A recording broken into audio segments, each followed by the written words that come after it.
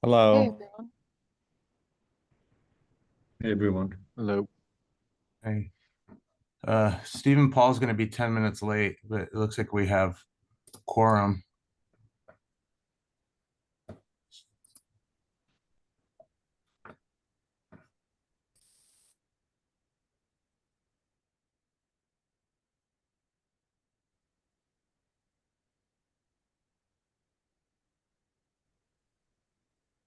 We're waiting for Michael. I I guess. believe so. Who started the meeting? I did. Yes. Oh, Also, Paolo, it's Damien Klinko. I'm here on the phone. I wasn't able to log on through the Zoom link, so I called in. yeah. Thank you. Okay. And hi, my name's Christina, and I am the management assistant here at Planning and Development Services. I'm kind of trying to find Michael right now, so just give me a moment. Okay.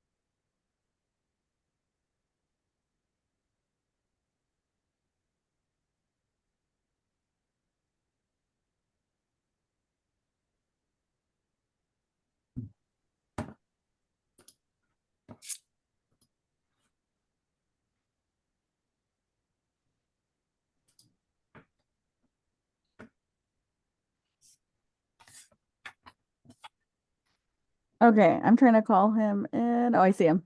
Okay. It's there. Problems logging in.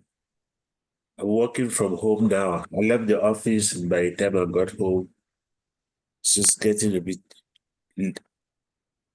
My system was not just uploading fast enough.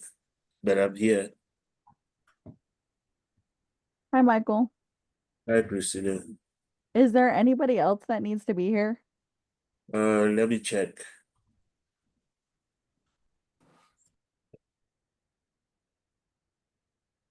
Darren, Grace, Hope, Gustavo, Beach, Paulo, Julian.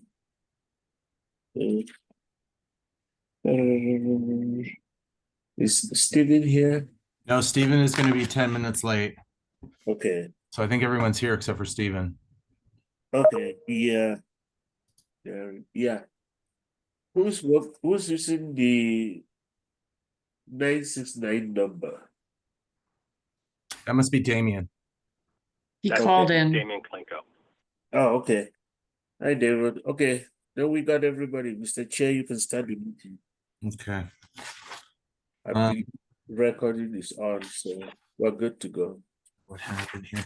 Okay, so we're going to call to order the meeting for Monday, March 10th, 2025 for the Barrio Historico Historic Zone Advisory Board. Philip? Philip? Yes. Just for Yes, the record, I'm we're here. calling the meeting to order at 4:07 p.m. 4-7. Darren? Here. Paolo here. Hope? Here. Mitch? Here. Grace? Here. And Stephen, are you here yet? I am here. Okay, great. Okay. Great. So item number 2 is review and approval of the minutes from 2/24/2025. Anybody want to make a motion to approve those? I'll move that. Stephen, you made the motion? Yes. I will second that. let's vote on it. Hope. Approved. Yep. Philip, Yes. Damien, or not Damien, it's Mitch, Yes. Grace, Darren. Yes. Yes, I vote yes. Stephen votes yes. Grace, are you there? Yeah, did you hear me? Yes, No, I think you had your speaker off. my mistake. Yeah, no problem. So the meeting minutes from the last board meeting of 2/24/2025 have been approved. Number 3, call to audience. Michael? Yes, we did receive one public comment from Devon Twinkle. I forwarded it to all the board members. If you would like, I can read it out for the record, but every member was given a copy of this. What is the pleasure of the board? Why don't you go ahead and read it, Michael? Okay. This one was sent on Sunday, 3/9/2025, but I received it today. It's a public comment from Devon Klinko, who is the CEO of Tucson Historic Preservation Foundation.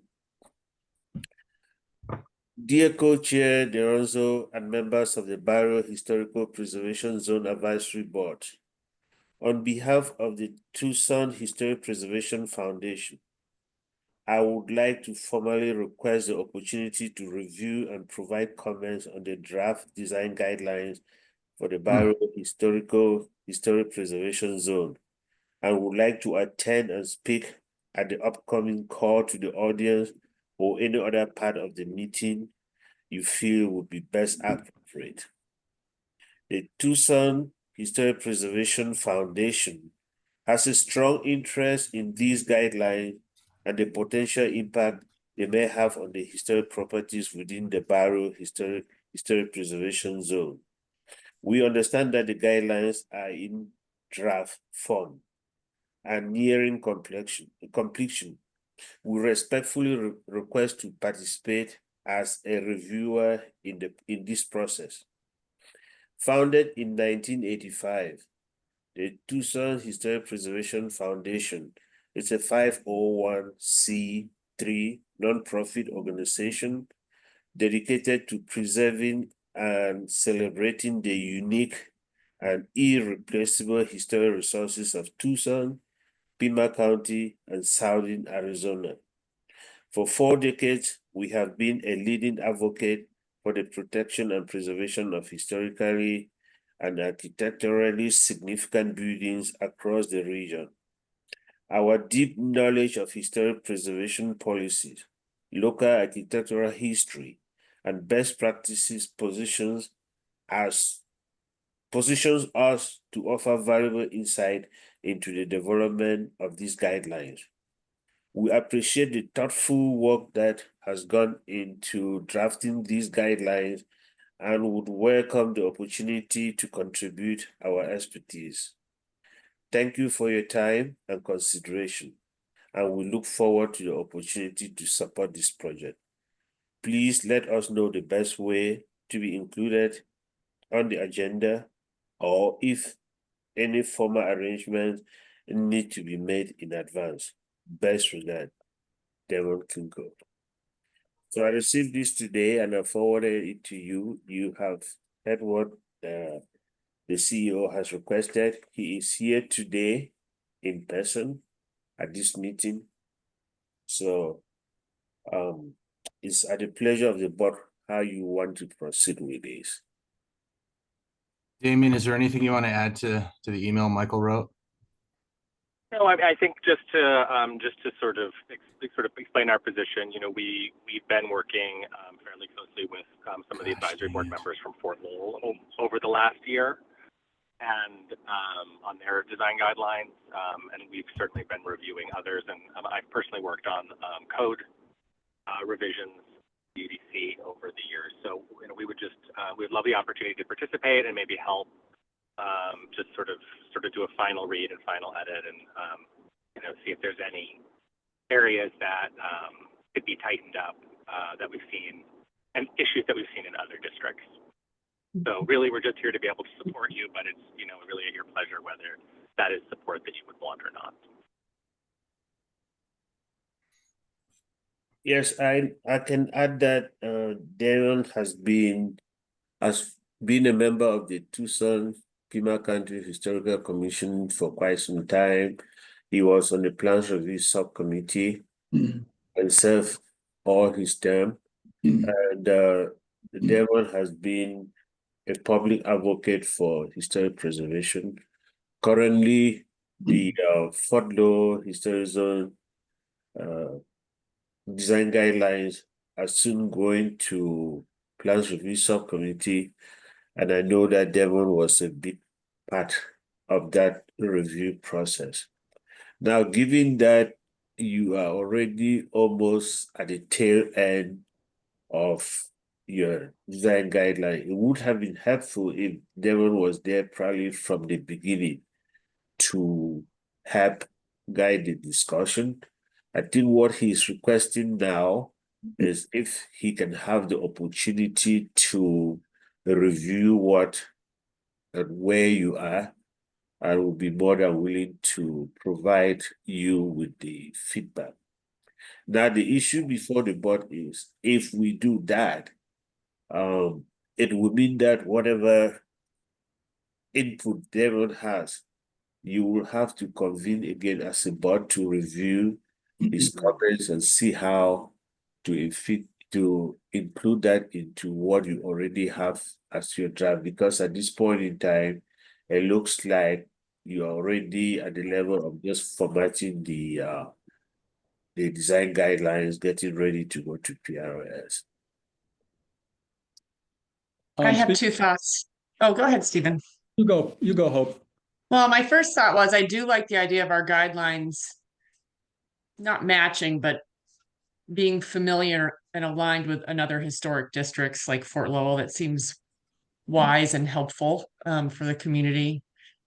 And I think then logistically, like, can we come up with a timeline so that, you know, it could work out for Damien, but also not end up taking us months more? Yeah, I agree. And I think, you know, given Damien's kind of breadth of knowledge and kind of deep understanding of even the Secretary of Interior standards, and I could go on, and his history in terms of, you know, really being a bulldog for preservation. I would be in total support of having him take a look at the guidelines. But I agree, if we could expedite it somehow, that would be awesome. I agree with all of that 100%. I mean, my biggest concern would be the timeline, since we've been dealing with this for so long that it just adds to it. So I think if we can come up with a specific plan on when to finalize it, it would be great. Does anybody else have a comment? Grace, Philip, Darren, Mitch? I agree me if I'm with all wrong, the but comments. Sorry. Can you repeat that? Correct me if I'm wrong, but we haven't hit the formatting stage yet. We made it through like 3/5 of the document, so there's still quite a chunk that we're doing line by line with revisions, consideration. So Yeah. just FYI. I think based on what I'm hearing, the consensus is that the board is agreeable for Devon to serve as a reviewer for what you've done so far. And I hear that the board is a little bit concerned just about the timeline. I would say that I don't think the board should be very concerned about the timeline right now. I do not think that it is going to take Devon forever to go through that and give you the comments, because even if you had them ready today, you are not going to go to the plans review tomorrow. So if you're agreeable to him being a reviewer on what you have done, or for him to participate at the next meeting or even this meeting that you are reviewing this, it will be a good thing. But to be effective, I think that it would be nice for Devon to at least have read it before actually joining in the discussion. So, Chairman, can I provide a little comment? Please. So, first of all, I think I could probably get a review done in about 1 week. So I could get you back a completed review with comments, and I can do a line item track change so that you could look at each of the sort of sections if there were recommendations or modifications. And then maybe you could, as part of your motion, if you are agreeable to inviting the foundation to serve in this review capacity, maybe you could assign one member of your board to sort of serve as a liaison. So rather than having to send it out or creating like really there's just a single point of contact. And then that person can sort of bring back our recommendations, or I could attend that next meeting if there were any questions. That makes sense. I'd like for the board to hear from Philip, Grace, and Mitch, so we have everybody able to comment. Well, as I said, I agree with the comments that have been made. Damien, do you, we have, it's always a public meeting, right? When we have the discussions. And Yeah. you're, obviously those you can join, and that's great. Were you thinking beyond that, or I think it would be, I would really value the opportunity to really read through them and provide written comments and track changes if there were modifications and alterations. We've also, as just a reminder, the foundation has been working on a long-range project to designate all of Barrio Historico, as well as some of the other parts of the historic districts around it, as the Los Barrios Viejos National Historic Landmark. So we can also sort of utilize some of that more current information in the sort of introductory text and other places. So I just think we could sort of help shape sort of the critical aspects related to that as well. So yeah, in a track change, might be easier for your committee to review them, and either you could go one by one through those changes and just either adopt them or reject them. That might be the easiest. yeah, I think that's sort of good. approach. So we send you a copy of the document, and you track your suggestions. Yeah, that would be great. I don't think we should send you an invite to the document that we have out there that we track our changes on. I think that could be confusing the process, and some are voted members and all that. So I think we would rather probably make us vulnerable to any comments from somebody else. But I think you should, if we track your changes and you are on those meetings that we are having to discuss this, I think it works well. Philip, are you saying what are you suggesting that we provide to Damien? We provide him a copy of the document that we have as of now, but Like not a link to the You document. We provide him the document so he can track the changes, and we can insert them as needed and as we agree on it. And then I think that keeps it clean. Yeah.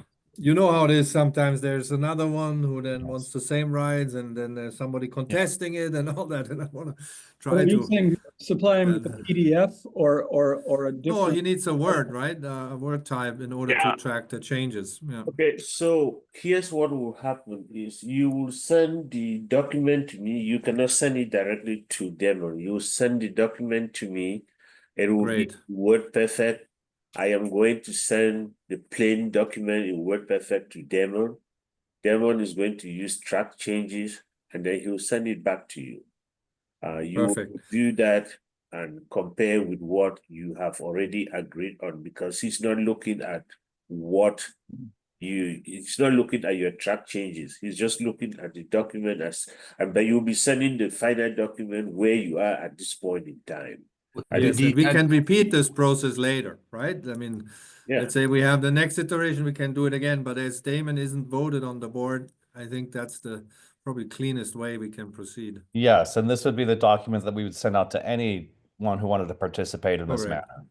Yeah. Right. So, we've got another, I think, 12 to 16 pages to get through. Don't you think it's smart to be able to finish that and then send that version off to Damien? Or are we thinking about sending it as is?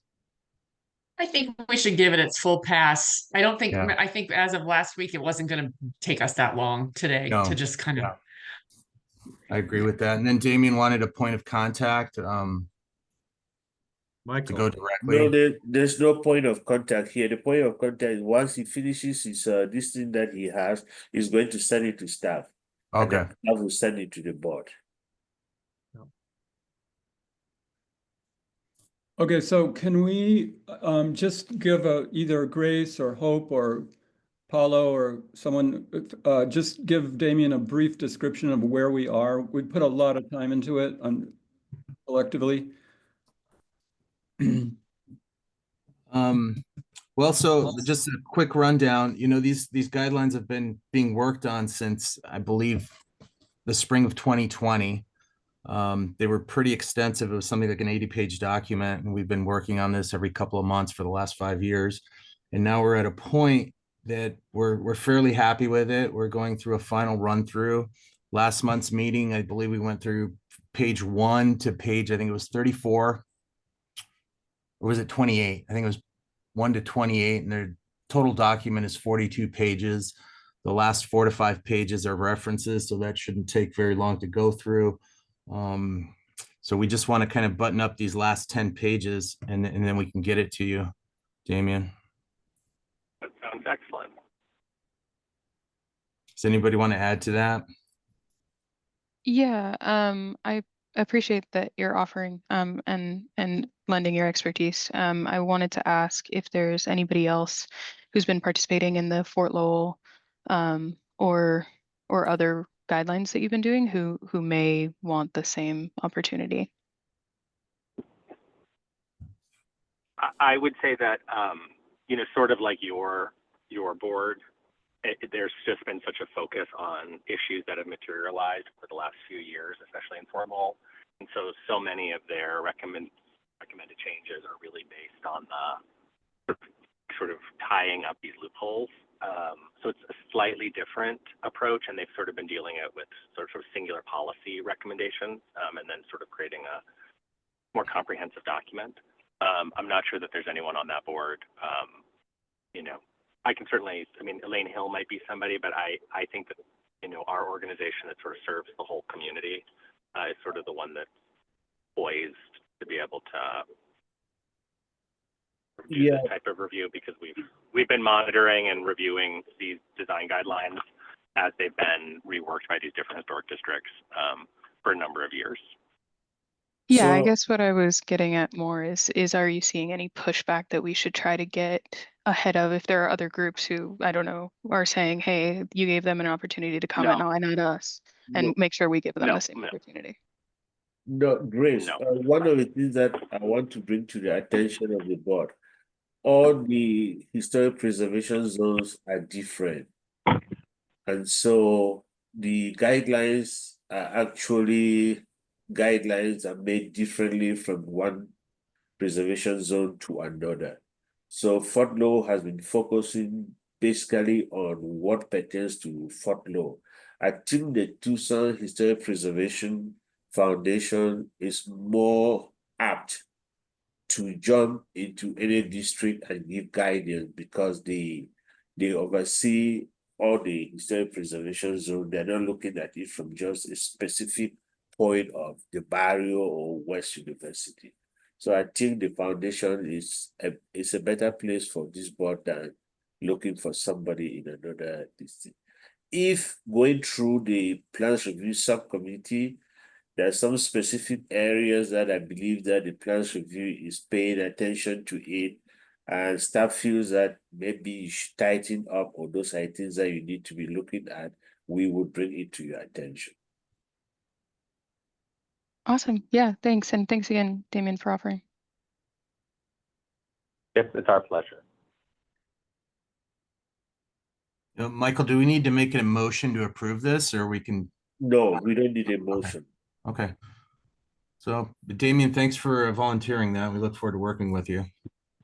Yeah, absolutely. And sometimes it's always good to just have a final pair of eyes to just sort of bring things into a Great. Yeah, we appreciate it. And one of the things that will happen, Devon, is these are public meetings. So once this design guideline is a standing item for all the Barrio reviews until they go to PRS. So once you submit your comments to them, If you want to attend the meeting and share when they are reviewing that, so you can give extra guidance, that would be more than welcome too.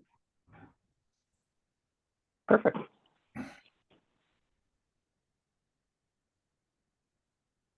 Okay, so Great. after today, you'll get a document after we finish our final little work. Great. This I'll look afternoon. forward to that. I appreciate you guys, your openness to our participation and review. Okay. Thanks, So Damien. once you send it to me, Devon, I will forward it to you. And once you finish with your comments and stuff, you send it back to us, and then we will forward it to the board. Okay, sounds good. Thank you. Thank you. I'm Thank going to sign you. off now. Thanks. Okay. Thank you. Bye-bye. So agenda item number 4, we've got a review of 514 West 17th Street, an ADU structure that was presented as a courtesy review in February. Mitch, are you jumping off? He has to. Yeah. Is Gustavo, who is presenting? Is it Gustavo? Yeah, it's me again. Oh, hi, Gustavo. Hi, Hi, Paul. Gustavo. Hi, Darren.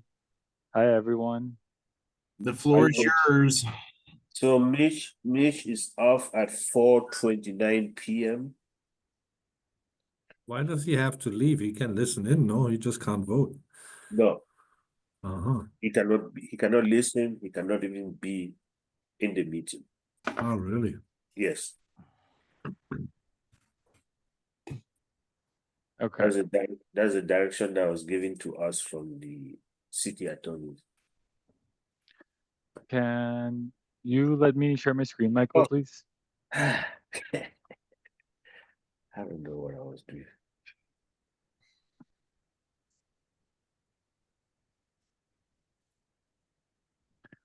So we're coming back to the board again. It's another courtesy review.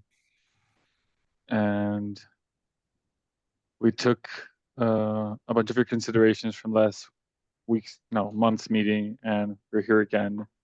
But I'll walk through the whole thing since the beginning. So we are talking of a proposed ADU on 514 West 17th Street.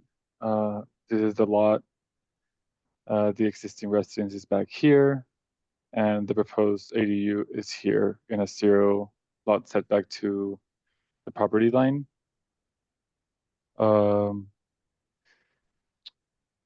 We are asking for a variance to build an ADU in the front yard of the house because it's the only empty space in the lot for there to be a ADU, and also to make sure that by building the ADU, the existing house maintains its contributing structure.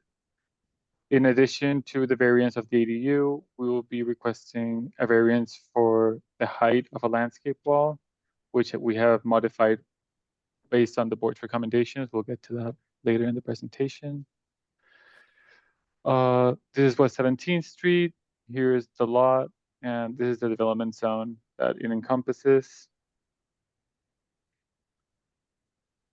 Site photo, as you can see, most houses to the west of our property have a 0 lot setback to West 17th Street.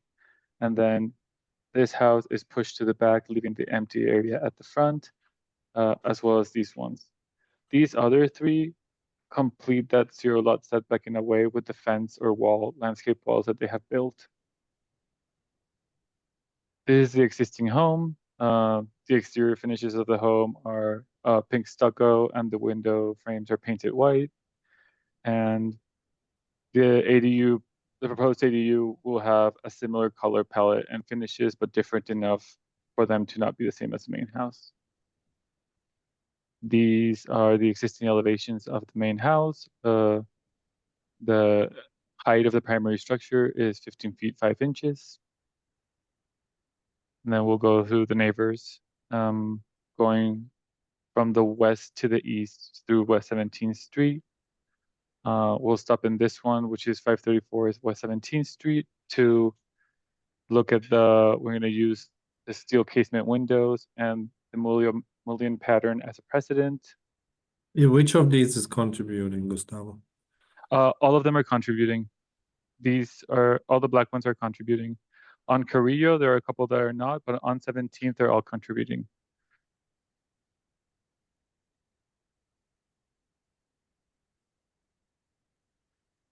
Then we're going to use 520 West 17th for the opening placement, like right next to the ground at the 0 lot setback. And these two houses have this relationship where there's a part of the volume that's at the 0 lot setback, and then there's another one that's stepping behind. And that rhythm that follows throughout the street, we want to continue it in our property. This is the house itself from the street. As you can see, it's sunken way down, and the view of it is quite obscured. These are the rest of the houses on 117th. And then we're going on the back to West Carrillo Street. Bring attention to 503 West Carrillo Street because this one has a total height of 13 feet. And then the rest of the neighbors. So based on the last meeting, we went through the whole street and accurately measured the top of roof and top of parapet of all of the properties. And we have updated the street elevation to show the variation in height that happens throughout the street. We, like measuring them all, there is an average height throughout the street of 11 feet 1 inch. And the houses vary in a range of 2 feet below the average to the average. So we want to propose, we've decreased the size of the height of the ADU and want to propose a top of parapet of 13 feet, referencing the house in the development zone 503 West Carrillo Street. And in this idea, or in this average height, 13 feet is still within the range of those 2 feet difference of the lowest houses that are like the 9-foot house. So we believe that that still follows the same rhythm and pattern of the street while not feeling very disruptive. To ease into the height, we're bringing the landscape wall up to 10 feet. And then that will like help maintain the rhythm that's happening through the street, and then don't have the ADU feel like so much taller. In that same way, we're doing an opening in the landscape wall as the board recommended to give it some like opening and like for you to be able to see through and like into the property. These are a bit of like references of other places in the barrio outside the development zone, just as references where landscape walls with openings have been used to like create visions into like the back of the properties. So here is the existing dwelling in the back, the ADU, and then the landscape wall with the opening proposed.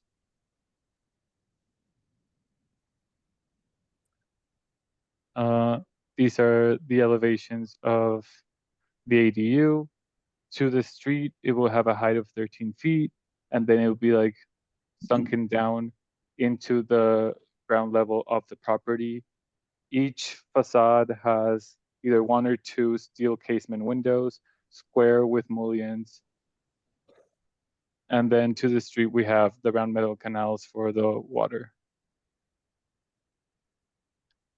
For the window and door material, we're going to be using steel casement windows, which Doug Thompson will fabricate. Doug is a blacksmith who works with a lot of the historic like windows throughout the city. He's like done windows for the Mission, and he like knows how to make historic like replicas of steel casement windows. So we'll be using those, and they will be inset 5 inches from the facade to give depth.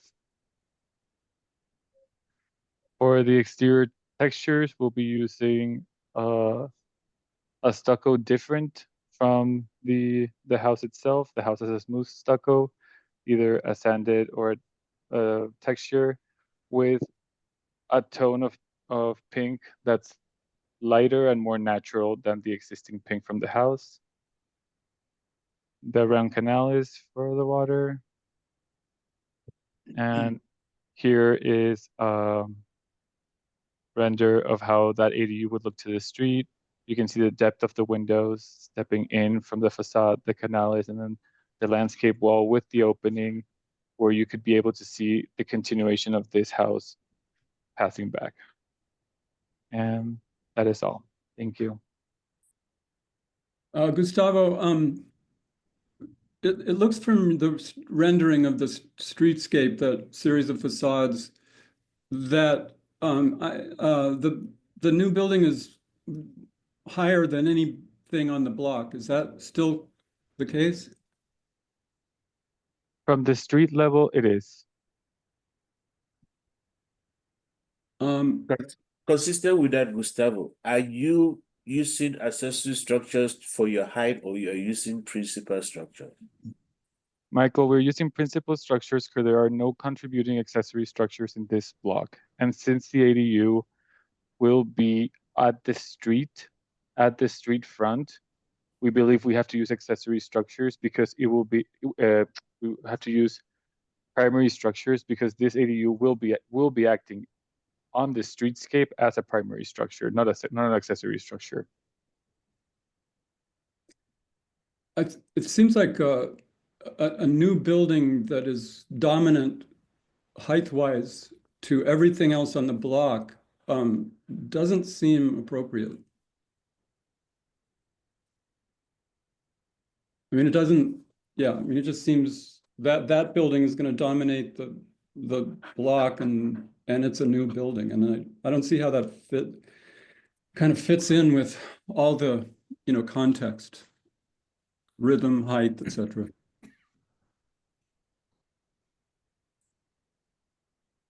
Does anyone else have any input on that?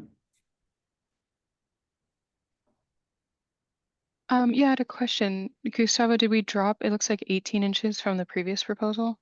Yeah, we dropped 1.5 feet. So it was 14 feet, 14.5 feet in the last one. And now we're coming to you with 13 feet. We are 1.5 feet, 18 inches below. And yeah. How did you Gustavo, handle the grade? Oh, sorry. How did you handle the grade entrance? Wasn't that limiting you on the backside? It looks like that dropped as well. That dropped as well. That was accurately measured with a level, we got help to measure the accurate level of that. And we also decreased a couple of inches in the proposed ADU to get to 13 feet. Nice. Well, that's fortunate. Yeah, it was actually like a happy surprise.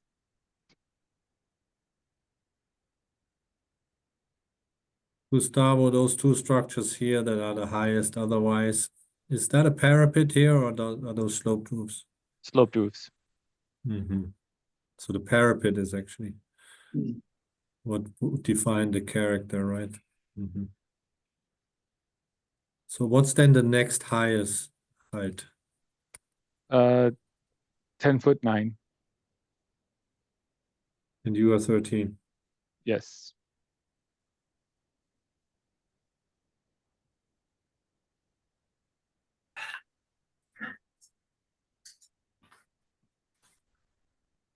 The main house, what kind of window systems does it have? The main house has wood double hung windows. These will be steel casement, painted white as well, but we're not going to the same as the house. The house, you can barely see it here, but And then are you getting two variances? One for the ADU, the smaller structure to be in the front, and then for that structure to be the main house, or? no, we're getting one for the ADU to be in the front yard, and the second one is for the height of the landscape wall. So the landscape wall can only be 6 feet, and to help with the rhythm and to have that landscape wall not step down and then all the way up, and to bring it to like the height of the next structures, we need a variance for that landscape wall to get to 10 feet.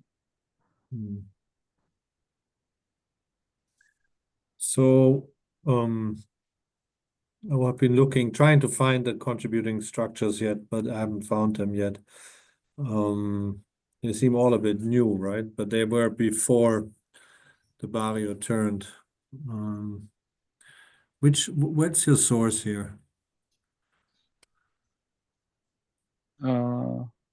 This map, Mhm. I think, I don't know exactly where we found this. I think this is from just a historic survey in the city portal.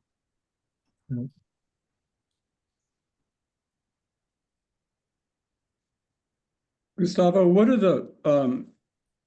the dimensions of the individual panes of glass in the casement windows? That is a question that I can give you in a second.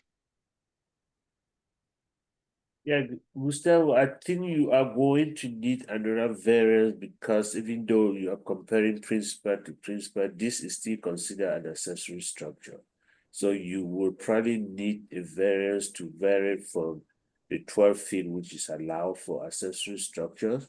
Michael, the new ADU code says that ADUs can and must be compared to primary structures only, and the new ADU code allows for ADUs to be up to 25 feet high.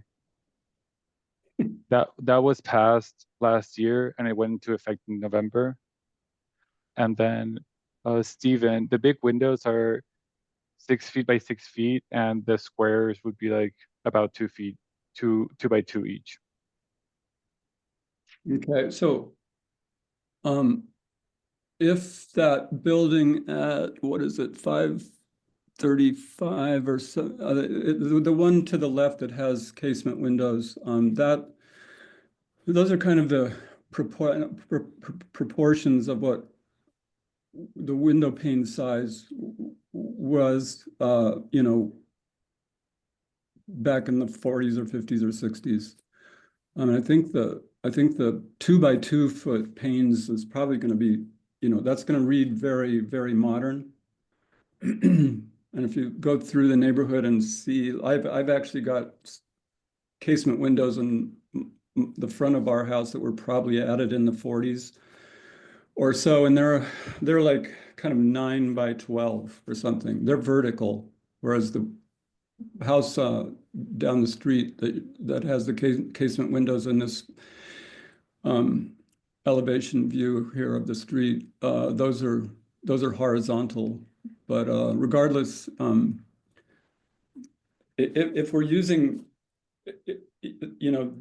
existing casement windows as a precedent, I think the individual panes should be smaller. But there is square windows here and similar sizes, exactly that one. Mm-hmm. And then there's similar pane sizes going on. Some are even bigger. And then in terms of contemporary, I mean, we want contemporary in a sense that fits in, but it's not, I think saying contemporary doesn't disqualify something. I mean, Well, as long as it's a sensitive type of contemporary, Yeah, that building that you're using as the model, I mean, those are kind of, almost like plate glass windows. And I think, well, maybe not plate glass, but those are. Yeah, but Steven, I don't think these sliders are original windows from when the barrio was built. Yeah, I don't either. Yeah, so like we're using the reference of the but the square, and sizes, yeah. it's the size, and we're referencing the size, and I agree with Philip. Like we're trying to make the ADU feel historically appropriate, but not trying to fake a history that's not there, because this isn't an old building at the end.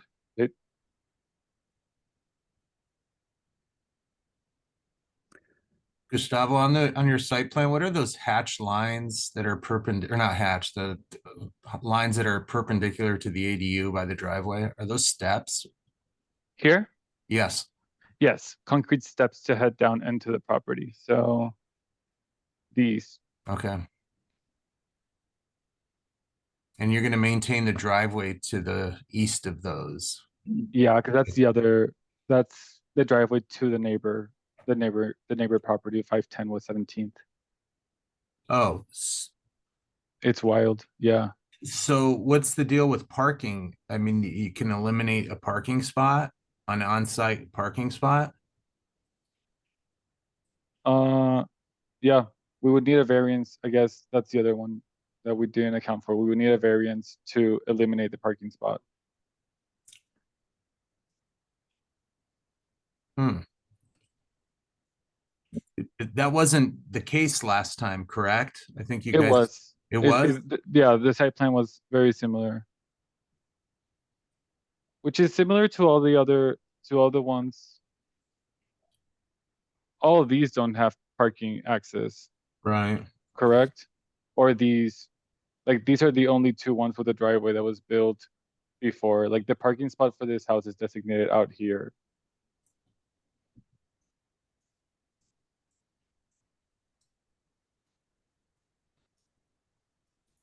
The building is actually 17 feet high, right, from a angle that is visible from the street. The new ADU. Yeah. If you're standing here looking down at it, you would see the full height, correct? And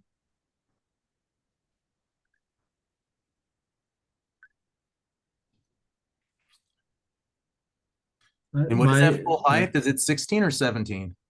1710. So that means that there is a 4-foot drop from the sidewalk down to the 4 foot existing 10. grade. 4'10".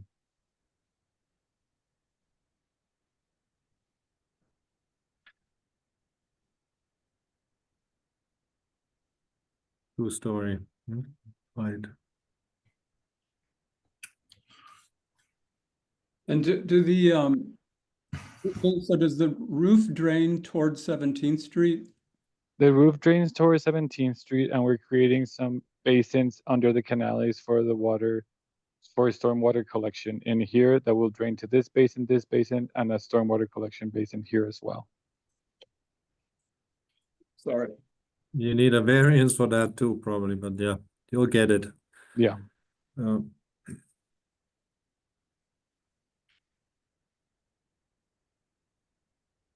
So the wall of the court, and if you go to your reference images, I think it's very misleading, right? Obviously the reference images of the courtyard walls. Yes. Hey, there's no courtyard wall on the street, right? And any of the on the street, this would be the only one. Yes, correct. Yes. And then obviously the one in the center, we all love it. That's a historic wall, right? And the other two are not. They are like fake, right? And so are you part of this creating a fake historicity, right? As on the lateral ones? Because you're not part of the center one that is like a very nice work with historic existing structures, and then they had almost fallen down and all partially preservation, but you're creating that same thing, but in a way that is historicizing, and I really doubt that. How thick is that wall? That wall would be a masonry wall that could be anywhere from 8 inches to a foot thick, depending on Yeah, what. and that's the problem of the lateral ones versus the center one too, right? Those are the old adobe walls. They're 18 to 24, somewhere there, really thick. And then we have this quite thin. Yeah, the opening on the wall. wall comes as a recommendation from the board from the last meeting. In our previous iteration, we didn't have the wall having an opening, and we took that in as a comment from the board to address the idea that they expressed that they wouldn't like just a blank new wall being built along the street. Well, I wasn't there last time, so Yeah, but, that's why I'm filling you in. yeah. But I think there's a sense of false history that that's the biggest problem I have with this. Otherwise, I think it's other than the height, it's on a good path, but that part is difficult to digest. I never really thought that the lateral examples you have here were great. A bit better the one on the right, like on yours, it's between two volumes, but then as it protrudes as a volume on like on the left, it's really problematic. I mean, that never was an old wall. No, No. I guess, would you be more comfortable with it being a blank wall with no opening?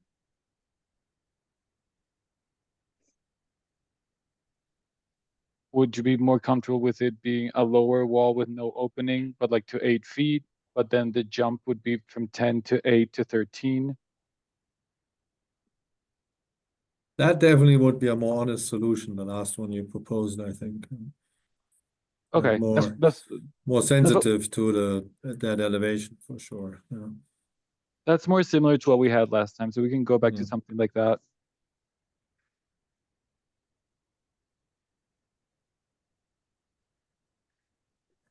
I just want to ask the board, are we okay with the height of this thing? I mean, the fact that it's a new building, it's going to be higher by 3 or so feet than everything else on the block. And then if you look kind of down into it from the side, from kind of the, from the driveway side, the thing is going to be really massive, seemingly unlike anything else in the development zone. I want to clarify that there is a structure in the development zone with a 13-foot height. So there is 503 West Korea Street. So there are other things in the development zone with that height. You have a picture of that? Yeah. This house is 13 feet.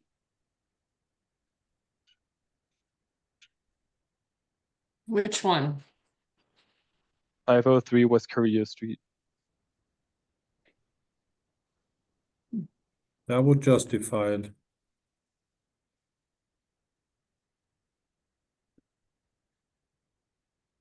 So, okay. Yeah, So, once you have a building in the development zone that has that height, because that is where the height in the HPZs are determined from the tallest contributing property within the development zone. even though that pink house, the parapets on that pink house do come down in places that below the, 2 or 3 points where it's at the highest. I mean, this is a big block building.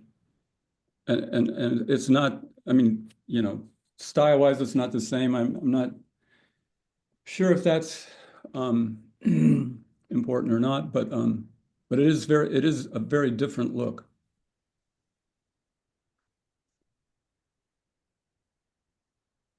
And I And mean, that pink house is old? That's a historic house? It's a historic contributing house, correct? to me, it just does not seem appropriate to build a new building on that block that is 3 feet higher than anything else on it, on the block. Well, we just learned, right? There's one building at least that has the same height on that block, and it's his development zone. It's not, is it on the block? Yeah. Because they are on the, it's on the they have development that zone. special development zone because they're on the edge of the I'm sorry, on that district, right? physical street face. That's my problem. But we go by development zone. We have to be fair on that. I think so.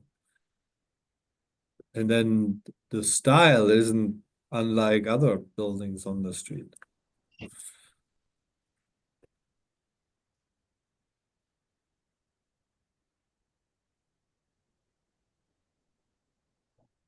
Okay.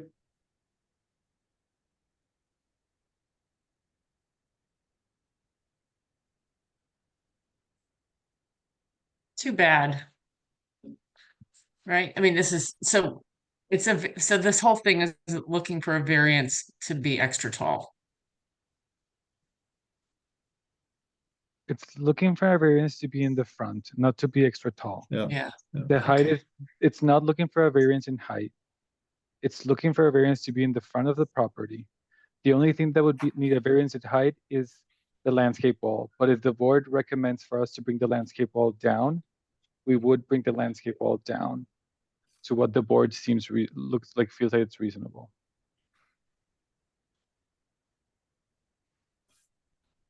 We Gustavo, do, yeah, sorry, Paulo. can you draw a line on that landscape wall where about 8 feet would be? Yeah.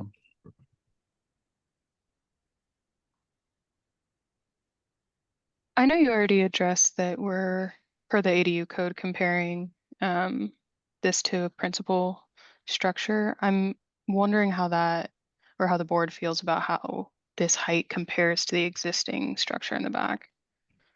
From this perspective, you can kind of see how much lower it is, maybe a foot or so.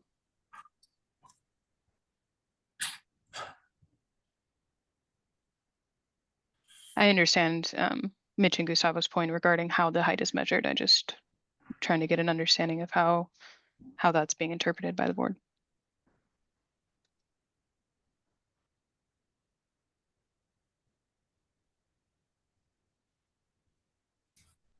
You're saying they're using a structure in the development zone while they should be using the main house? Yeah, they're using another structure in the development zone, and I think the height criteria that an accessory structure be shorter than the primary structure. I think that is one of the criteria that we were reviewing for. But the accessory structure does not have to be shorter than the main structure. That Okay, is I not might be misremembering that. in the new, like in the new code amendment that passed in November. It gives it is not subject to the height of the main structure. In the previous code, which wasn't in place until November, it was 12 feet or the maximum height of the structure. In this case, it's up to 25 feet any ADU, regardless of the main house. Okay, I see. Thank you. Welcome.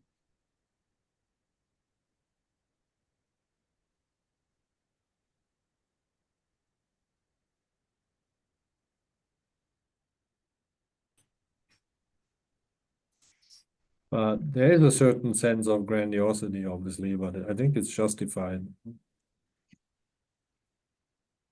I disagree, and I think it's a disservice to all the neighbors on the block.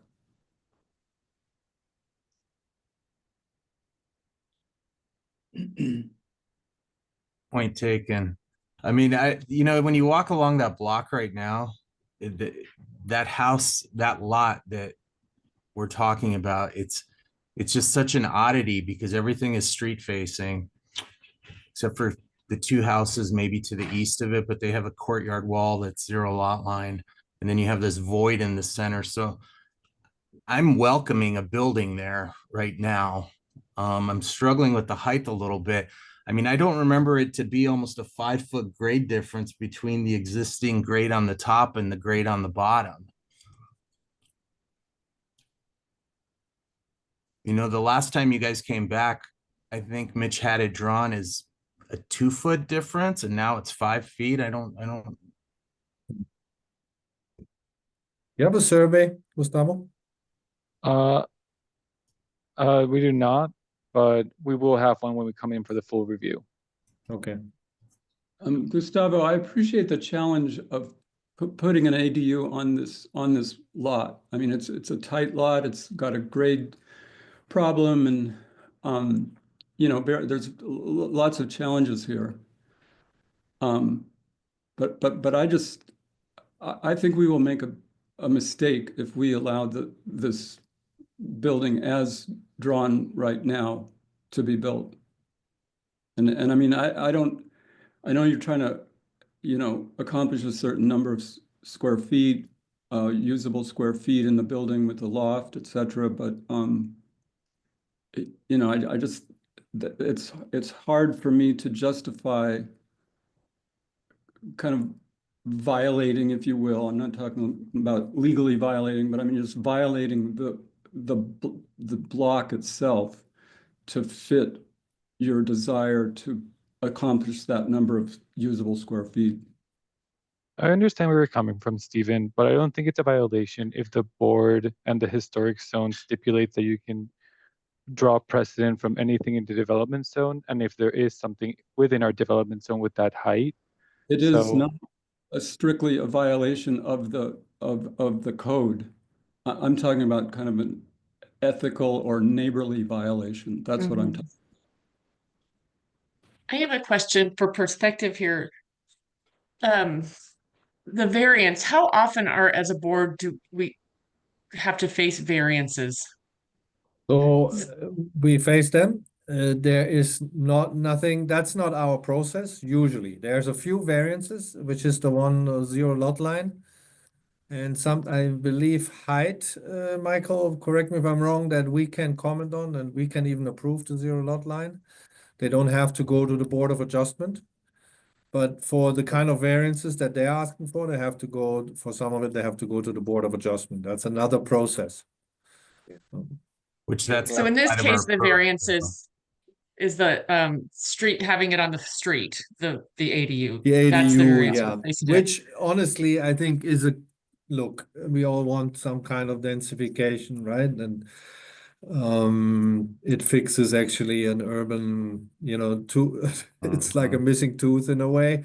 So I think they can justify that in the front of the Board of Adjustment, and that's a vote too, right? And you can speak up, Hope, but or we can speak up, but they are quite technical at the Board of Adjustment. So that I think it's a variance that I even have personal experience with, and we got it.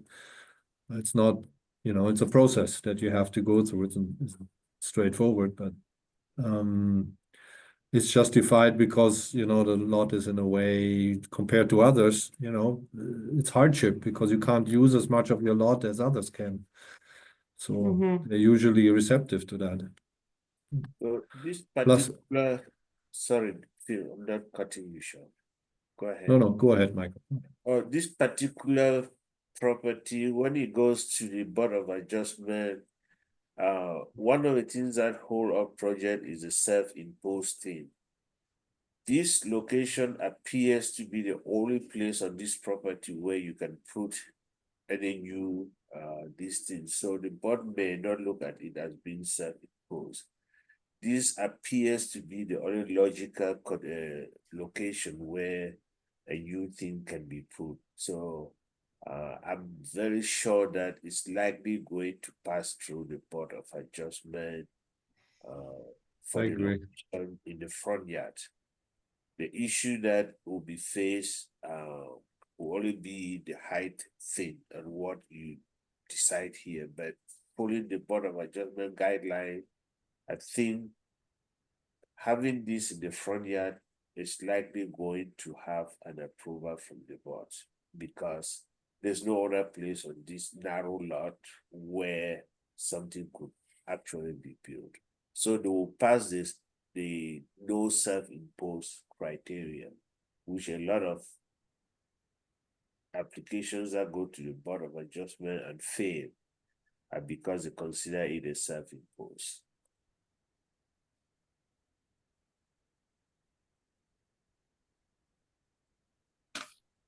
And speaking of the height, the code does not talk about the block. The code talks about the development zone. It talks about what?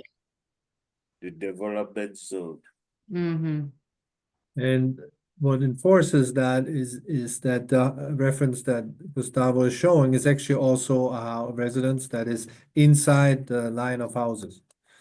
If it was, for example, a corner building, we could make a point, it doesn't fit because it's on the corner and the corners were usually accentuated and so on, like you can see a few times in the barrio, but in this case, even, and I understand Stephen, right? You can say it doesn't feel compatible, and I think we could make a point on it, but it would be a contestable point, it could be rejected easily by further reviews or by the mayor and council. Gustavo, that 503 Carrillo, that's directly north of the subject property. Correct. Can you go to the, okay, It's right here. okay. And like this structure here, it's at the end of a road, right? Elias, Mhm. and we're at 11th. So these are the points where I think a certain accent is actually quite nice urbanistically. You want to have a good end to that road, you know, you're driving towards it, and that deserves a certain accentuation. I think it's, you know, from my end, I think it's actually a very good reference, the one. Yeah, I agree with that, Yeah. Philip. Philip, can you make that point again? I wasn't following, and could we? Ah. Look here, this is at the end of this road, and this is at the end of this road. They have an exposed position in the block. Okay. So I think a certain, you look, it's a little higher, right? It's not fully out of proportion. And a certain accentuation at a moment like this, I think it seems historically justified, and also urbanistically, I think this happens in the barrio. Often the corners are higher or so, and in this case, even those, you know, at the intersection, it is higher. So cool. And how are you relating it to this proposed project that we're considering? Well, because it's right. Yeah, this is the house framing this street here, 11th Avenue, Okay. and this house is framing Elias. You know, it's like in the perspective of everybody driving, walking down these streets. But it's so the proposal that we're considering is not on a corner, though. When you say No, frame, not on a corner. It's on a. It is. It's at the end of a road. An intersection. That's what it is. I Exactly. see what you're talking about. Yeah. Yeah. From Elias and 11th. Yeah. It has an outsized visual impact on the neighborhood. too. Exactly. Almost. It's, you know, that's where you feel like there's a certain threshold function. Personally, I think it, you know, it has that proud presence, but if it's justified, and for me, I think this is a case where it can be justified. Can you Feels show nice. us the house at 503 again, Gustavo?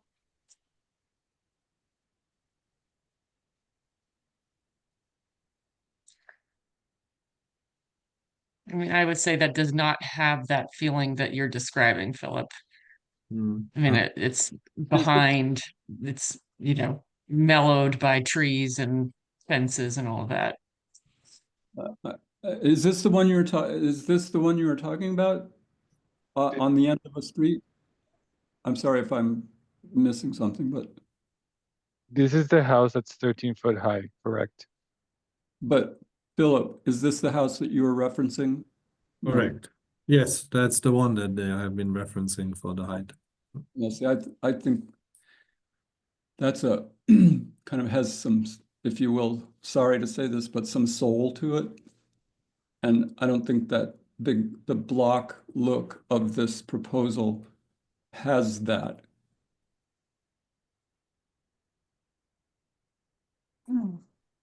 Yeah, you know, we're getting in very touchy-feely All right. realms here, right? So I It's think, okay. Everybody has their, you know, we can. I'm just saying the your way time. I'm, Yeah. Go ahead, Hope. the way I'm feeling it is that, yes, I feel like the flat block feels very modern and out of place. But it doesn't seem like we have a rule to enforce to say no.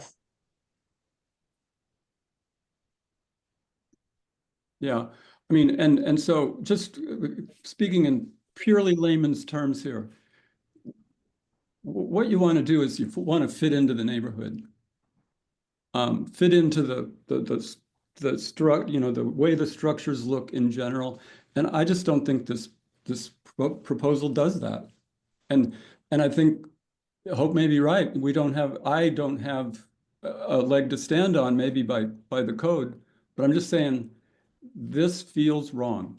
You always have a leg to stand on, Stephen, because you can say it's not compatible, you know, in these for these and these reasons. You have that option, but Well, I'm I saying, think but it is highly contestable, and Yeah. you know, and look, if you have a real issue with the size and proportions, then that needs to be expressed, in some form. Yeah. We don't need to vote today. And- We can all think I'm not about sure it, but the yeah. vote backs me up is what I'm saying, is I think Hope was making that point. Yeah, I am. I think it's a shame. I guess that's what I would say. That and by the way, Gustavo, I think it's beautiful. It is to me, it's a shame that it's such a modern looking.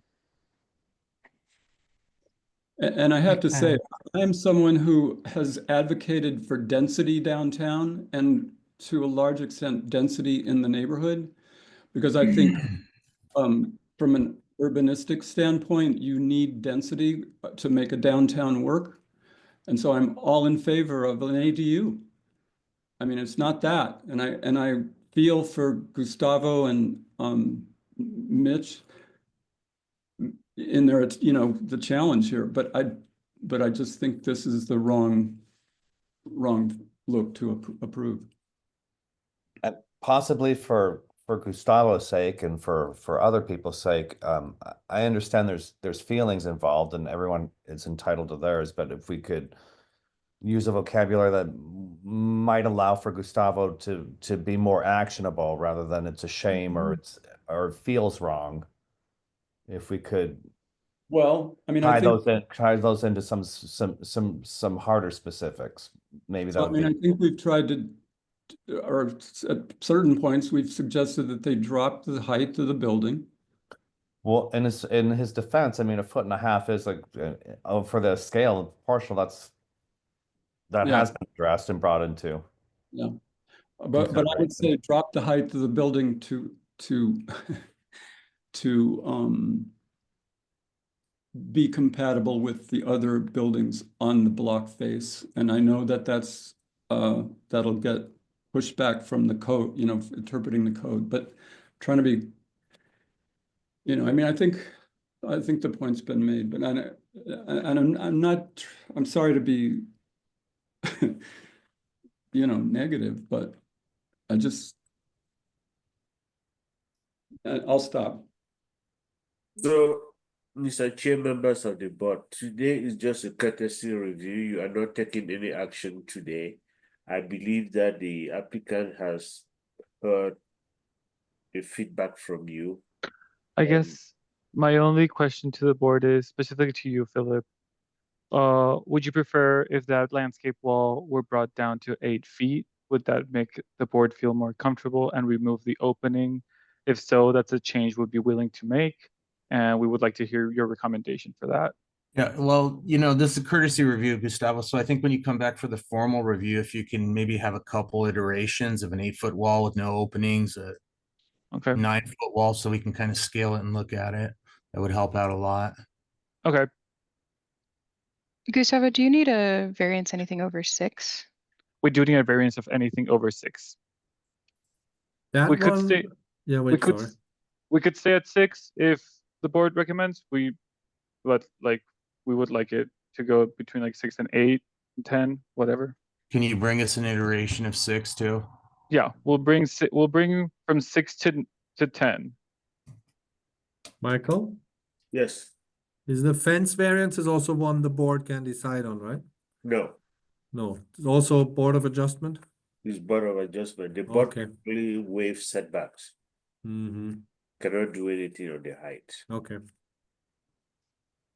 So this is a different project, but we've approved courtyard walls that were 8 feet before without having to go to the Board of Adjustments.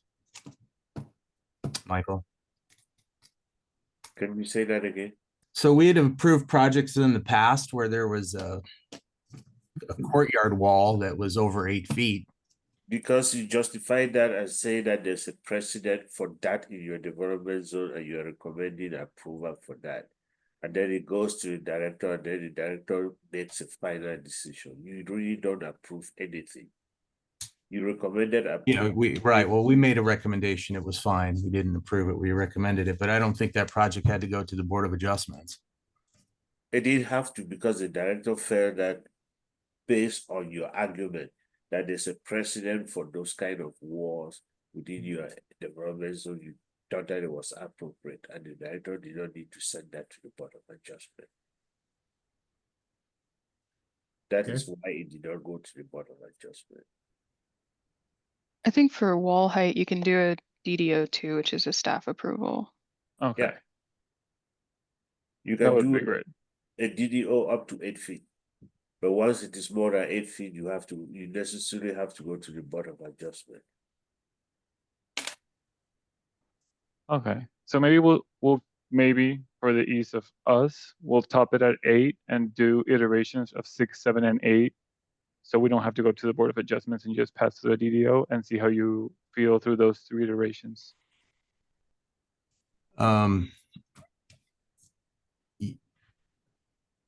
Yes. And then also, Gustavo, when you come back, you'll confirm the elevation differences, correct? Confirm the elevation differences of the property and the sidewalk. Okay, great. Any other questions?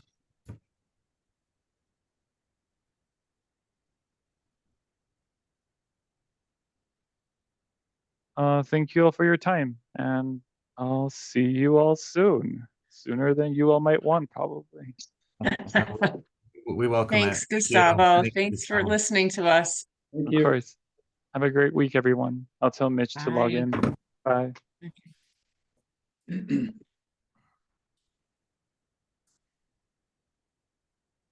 feel like I'm not wise enough with the precedents we're setting. Like, what are the ramifications when we allow variances and we're stuck with them?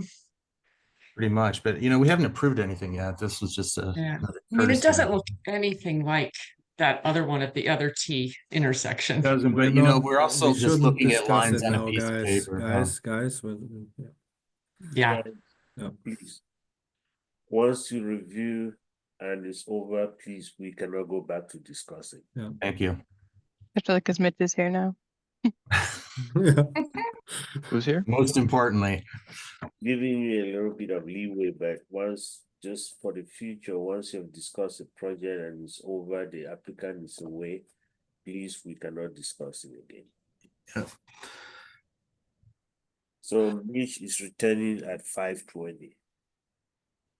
great. So we're going to pick up the Barrio guidelines revisions. Hope, were you doing that last time, or was Grace? I think, did I share the screen? Can't And remember. then We all had I think we did- individual. I and think Grace- we all had them open. That was helpful. Does Yeah. everyone have the link? I could put it in the If you chat. want to share the screen, I can make you co-host. um You want to do that? I'll do that, but I'm also gonna put the link in the chat too.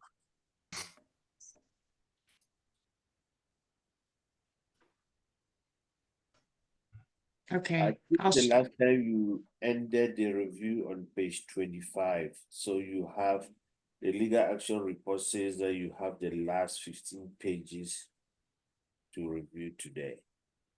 You okay. cannot do that the next time.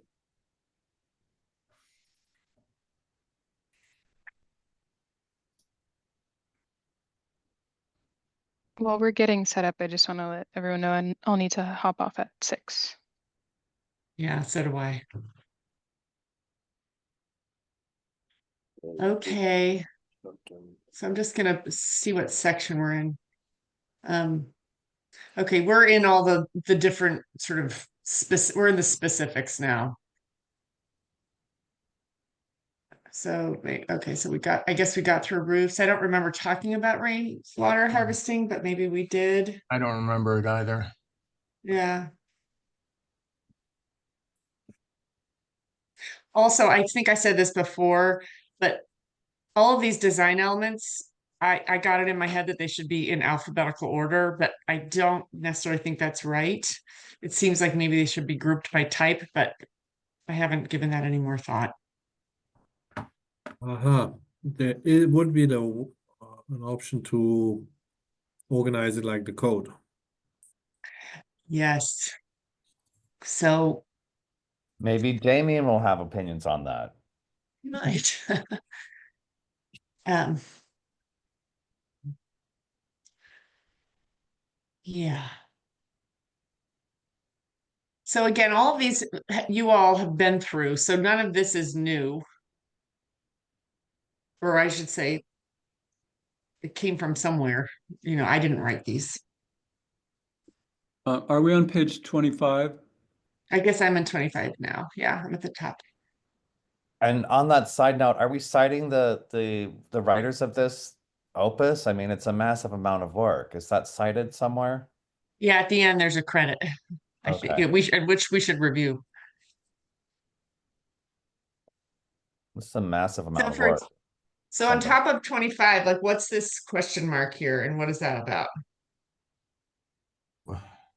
Um, Where is it? I don't see a question mark. So it's top of this is under the side Oh, okay. and backyard street facing fences, which sounds Perfect. confusing to me. Side and backyard street facing fences.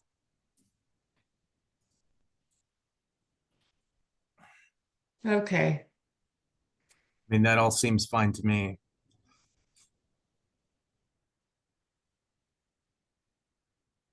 yeah, I tended to put things in red, and so if those question marks are mine, I'm not sure what they meant. So, Unpainted wood, yeah. I mean, are we allowed, should it say painted and unpainted wood? yeah, I don't know. It sounds like we're making a distinction. Unpainted wood is not allowed. Oh, that may be what I was. So these are not allowed. These are are not Not allowed. allowed. Yeah, that was what I was. Ah, okay. So maybe to make a clear distinction, we could say appropriate fence materials for the bullet point above, and then this one, like inappropriate fence materials would be, Okay. or just leave it at what's appropriate and make the expectation anything not listed would be inappropriate. What's the reason for not allowing unpainted wood? That's why Mhm. I had the question marks. I think. Yeah, Mhm. I think that's a good question, Mike. Yeah. That must be, maybe that's coming from a different neighborhood. We have to always be careful. This was put together from different Oh, neighborhoods where painted is typical, like Armory Park, let's say, or West University, but it's a bit different in the barrio. I don't, I think it's We like it raw here, no? are there any examples of wood fences? I can't really think of any over here. this is a case where I would say to remove the inappropriate list. I mean, it already says other materials may be considered, so why are we providing ideas for things?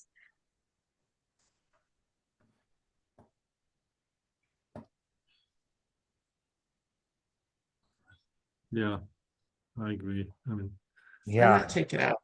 And the rough gap, cedar stuck, I mean, like that, they make that stuff out of multiple types of wood beyond cedar. Just gets kind Mhm. of,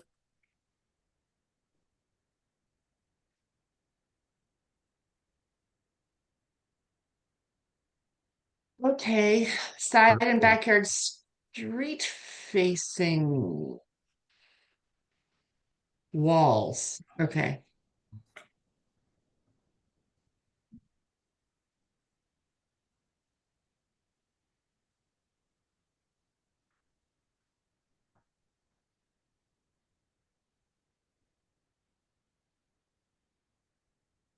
Well, this That kind of kills their, yeah, 6 foot. I think I missed this one. We should have taken that out because Yeah. we don't know if the zoning code will say what, at any point. I think let's get rid of that bullet point. Yeah, so we No, are, no, wait, yeah, go ahead. No, you want it in? Here, I can put it back. Wait, that was part of it.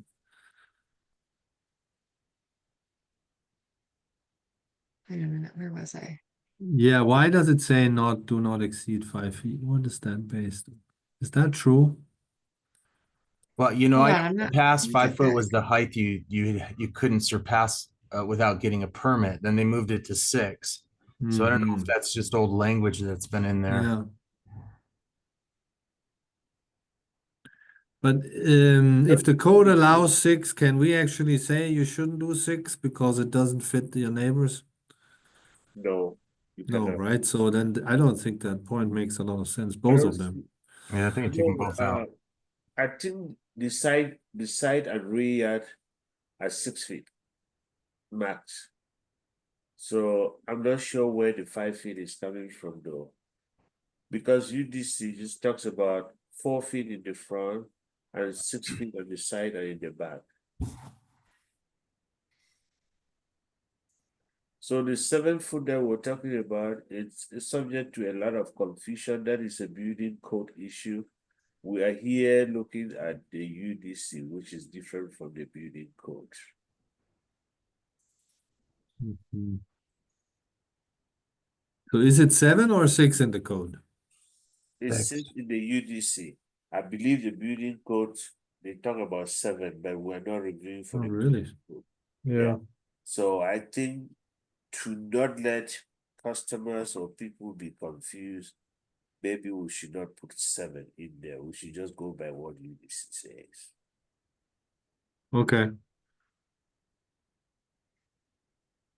Okay, who's just Grace, do you want to type in? I'm not following exactly what you're all saying, so maybe someone else wants to fix this. We would I just think say we're maybe just side and backyard walls to not exceed 6 feet. Yes, that's what the code says. Yeah, I mean, we would comply with that. It seems it's fine, right? And then do we want to leave in that anything higher will not normally be approved, but maybe considered for special situations, which is what we discussed today?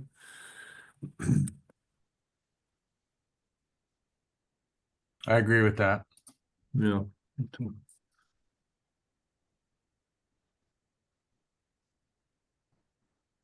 Maybe anything higher than that can be considered on a case-by-case basis. Yeah, that's, I think, Special what situation. this says, or for special situation on a case by case. Yeah. Uh-huh. Yeah.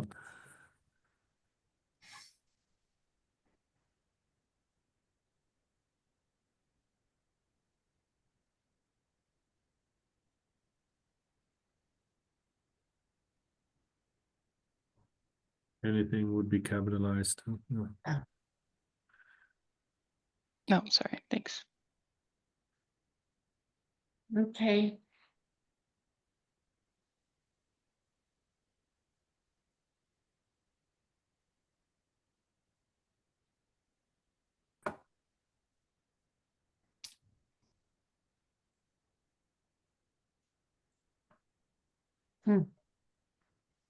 Okay. But that was kind of a random question. How I didn't understand how. Wait. I'm sorry. Oh, go ahead, Stephen. Well, in historic stamps, I just Yeah. kind Hmm. of Usually understand. there's sock, like in the sidewalk, what was it, the WPA? You see those Yeah, stamps occasionally, yeah, I know what they are, right? but So when we've done sidewalk restoration, those stamps get cut out in a 12-inch by 12-inch square, or whatever is appropriate, and they get recast into the new concrete. So I think that's what that's talking about. okay, that's cool. So you can The strike. so just So I go think, back on the side. Go ahead. Sorry. No, go ahead, Phil. no, you want to finish right that point because I want to go No, I back don't a think bit. I was Okay. just addressing Stephen's historic Yeah. stamps. So just the next one would have been sidewalk to property lines. I just have a question. This happens now a lot that people pave all the way to the building. Here on our own convent, that has happened like it was a normality now. Was this new or this didn't exist before, or because this is a great tool, that sentence, but Yeah. I mean, do you want to keep it? Yeah. That was And one of Mary Lou's points. She was very passionate about this one. Yeah, Yeah, I think agree it's an with it. important one. Yeah, but is this often a minor review, Michael, the paving? The roads is actually the Department of Transportation issue. I don't think we do any review for any paving or anything. We refer people to Department of Transportation. So neighbors who pave, have they normally gone through transportation? They're supposed to. Ah, okay, that's probably the one, but I wasn't aware, so it's good to have that tool in the hands. I love it. Yeah. Can I remove this? Mhm. Yes.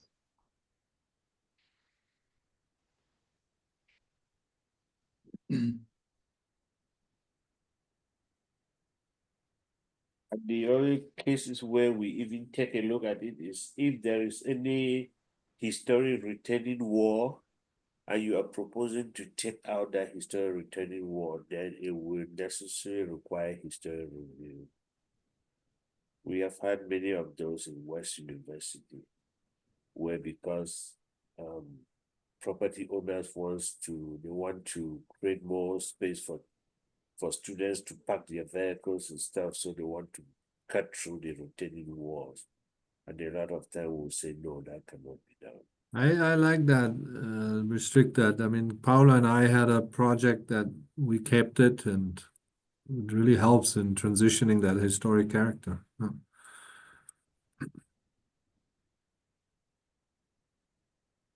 So it's not in there yet, you're saying, Michael? No, I was just referring to transportation. I was just giving a general. You asked whether we do reviews for that. Those are the only situations where we come in to do reviews. If you're doing Ah, pickup and you want to allow vehicles to enter on the property, if there's a historic retaining wall, which is already existing along the block, and you want to cut it for a vehicle to go into the property, a lot of time it would be subject to historic review. so we would say that they are to be maintained Yes. and to be reviewed on a case-by-case basis. Yep. Yeah. Okay. I think that's good. What do you guys think? So too. Yeah. Yeah.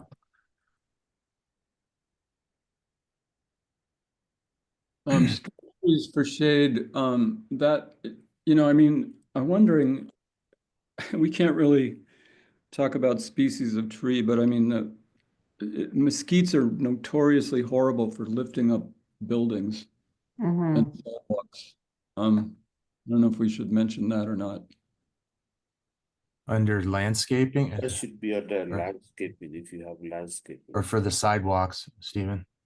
Well, no, I just, this street trees for shade sentence is under sidewalk to property line, so, Oh, yeah, I guess maybe we'll Hello, go, am I frozen? I'm frozen, great. maybe we'll go to talk about that under landscaping, I guess. Well, landscaping was up on top, I believe. yeah. Where, just looking at it.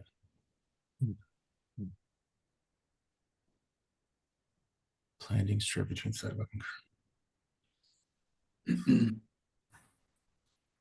appropriate planting in this area.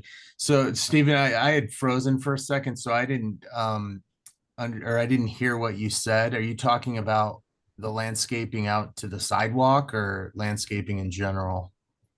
Well, within any proximity to a building, Right. Mhm. mesquite is horrible. I mean, I had to take one out of our front that was like 40 years old. It was compromising our building, Yeah. our house, and then I've got one in back that's causing problems as well, and it's like 20 feet away from the nearest. Anyway, so yeah, I don't know how to address that, but it could ruin a building, a mesquite.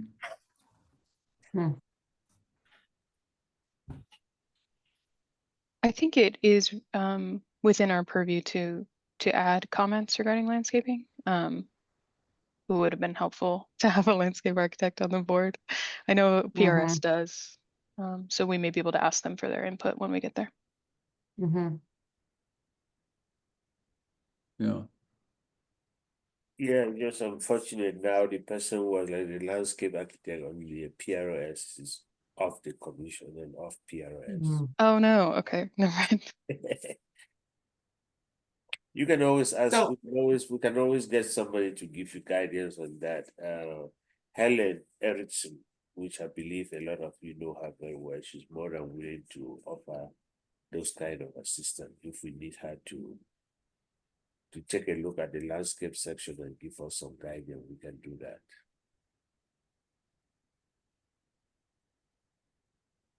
She's So I'm looking at streetlights.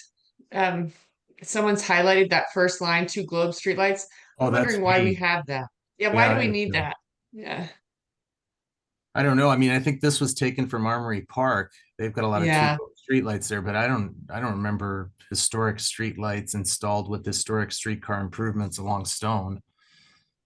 I think we yeah, can I get think rid we of can that. pull that. Should I just hit delete? Yep, I would. And I think Oh. we can delete this red part too. Yeah. Who does the maintenance of the streetlights? Because they're in rough shape. The ones on Stone. Oh, I don't know. There's globes down and dangling. Yeah. They're rough. Hmm. Should be DTM. Thank you, Grace. Additional But I'm not sure fixtures are how to not to make a block comment. property driveway access. Who would do That's kind of a that? given, isn't it?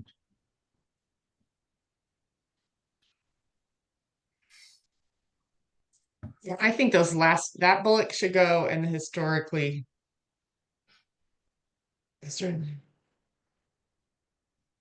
Was the red Because is no just a one's note putting from in Cedar? streetlights. Yeah, I mean, that was just a comment I made. I mean, there's on the interior, I mean, I wasn't thinking of Stone Avenue, but you know, I was just saying the neighborhood never had streetlights.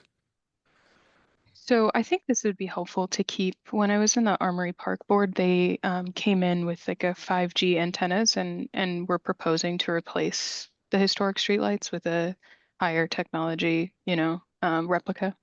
And that was something that they really were against.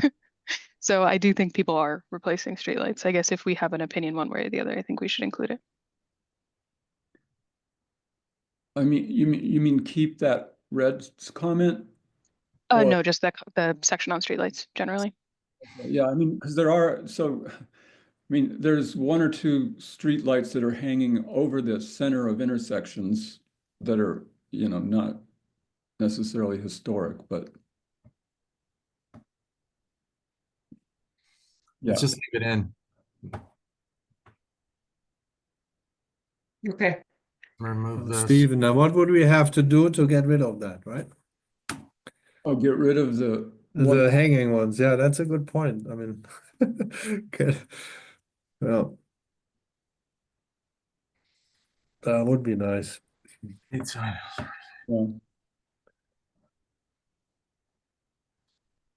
I mean, if you're serious, I would imagine we could petition the city to remove them. Yeah, that would be the way, right? Mhm. Yeah, Okay. I've moved down to the top of 26 street signage. And that was just a fantasy comment of mine. If we could get a grant to replace all the Mhm. streets with old ones, so that'd be really cool. But That would be very cool. I mean, I think maybe we can ask Damien about that. He probably has some insight to it. yeah, that's true. All right, but we should remove that, Yeah, I don't think that is even part though of it we should don't want go- to forget it. I don't think it should go into your design guideline. It's just No. Yeah. Yeah.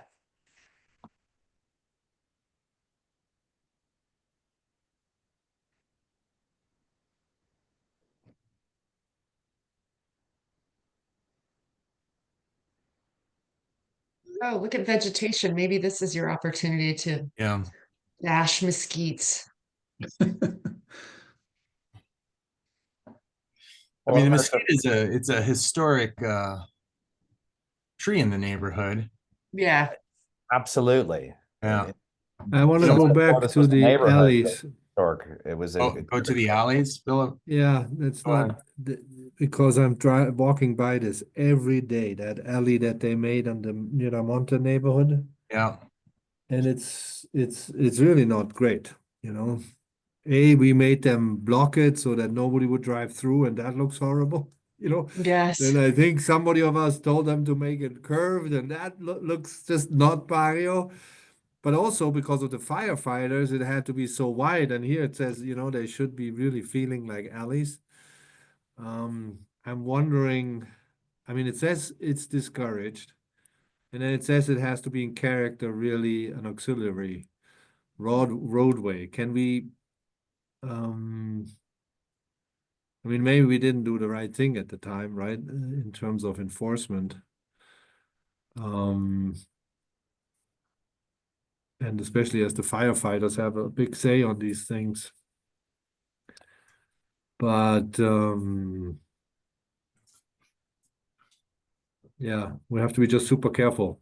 I don't know if we Yeah. can put more in there than what we have. Like I mean, if we said they were always one way, that is a way to keep them, strongly. If they were done, then they have to be one way and not in and out. That's the problem with that one. Because we blocked it, it's in and out, and then it's wider and all that.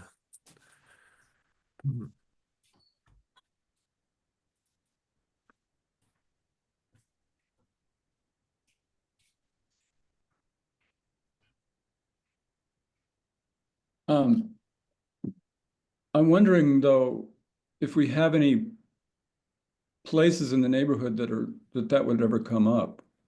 Again, I mean, that lot was pretty unique. Because it was South so of big. it, Yeah. just south of it, at the end of 9th, somebody could do it. Yeah. And then we talked once, remember,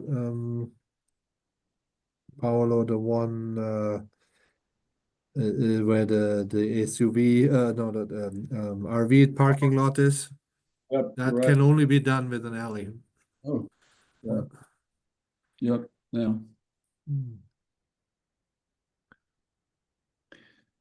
So what do we? I would say that one way would be strongly recommended to keep that small scale character.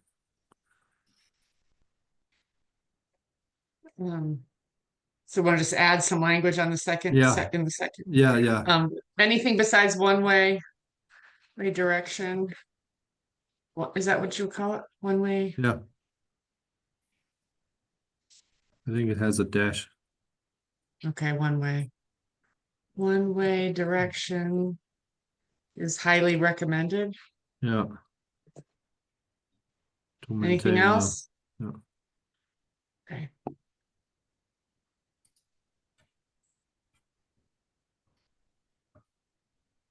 I would always say, let's say, to maintain a smaller scale character, something, so that people know why.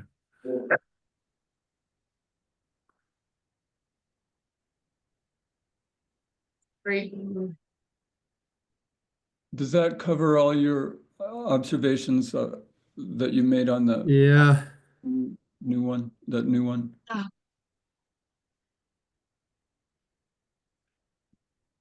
So the one that they did on Simpson and Meyer, that one's not an alley, but I see they've been putting up kind of different things to discourage people from driving through it. Does that come into play? Or do we That's have the any one. observations about that one? That's the one, right? Between Simpson and Kennedy. Yeah. Yeah, and Miramonte. Yeah, that's the one I'm talking about. Oh, sorry. I thought you were talking about the one off of 18th with the gate on it. Or it goes into John Lovegrove's? No, that's a better one. No, that has That's- that character, right? Yeah. Yeah, it is. It's even fun to walk that one, but the other one, oof. No. I think that would be called a driveway. Yeah, Love groves. Well, maybe not. No. Anyway. yeah. Okay. Yeah, I think we could address it. We just have to be careful. Oh,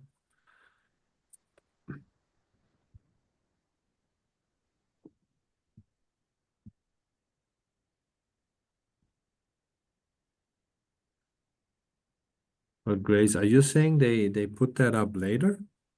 These road The blockings? thing in the middle, I don't know. I just noticed it. No, I remember it on the reviews. That was kind of something that was also recommended because in order to avoid through traffic or something. I mean, as if somebody would drive through, right? But yeah, yeah. Okay.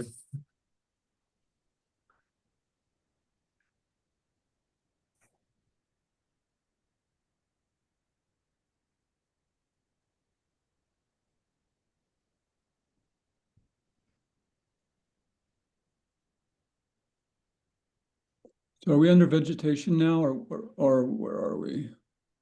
I think the utilities look fine to me.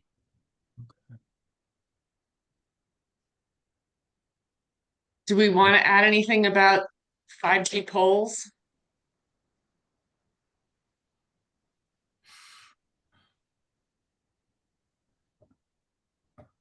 New No, utility features that impact the historic streetscape are to be reviewed. Is that enough?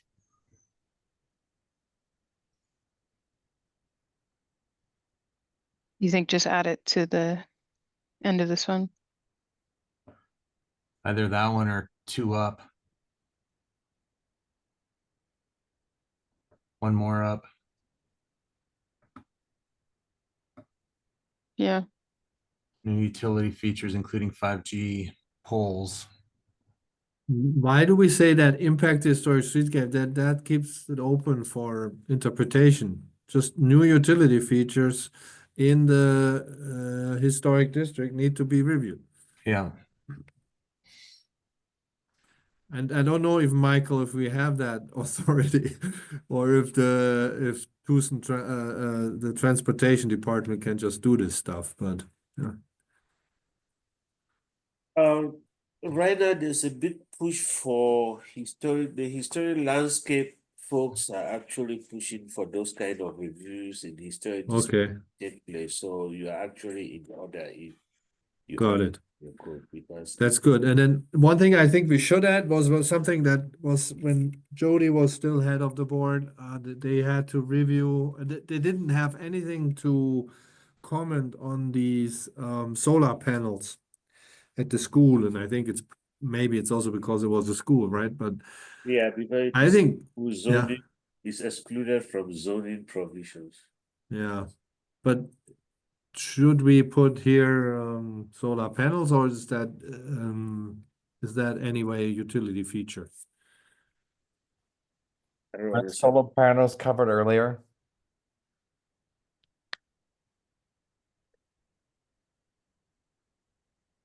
There should be a place somewhere where you talk about solar panels though. Yeah.